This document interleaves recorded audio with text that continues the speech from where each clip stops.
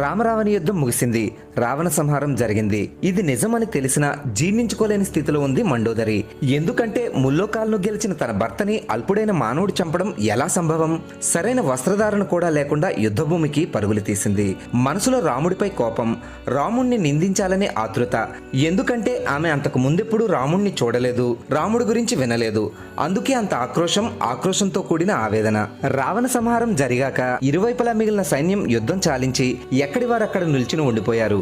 రాముడు కూడా ఒక బండరాయిపై కూర్చున్నాడు. సూర్యకిరణాలు పడడం వల్ల తన నీడ దూరంగా కనిపిస్తుంది. అదే సమయంలో దూరం నుంచి వస్తున్న మరో నీడ కనిపించింది. ఆహార్యం చూస్తే అది స్త్రీమూర్తి నీడ అని శ్రీరాముడికి అర్థమైంది.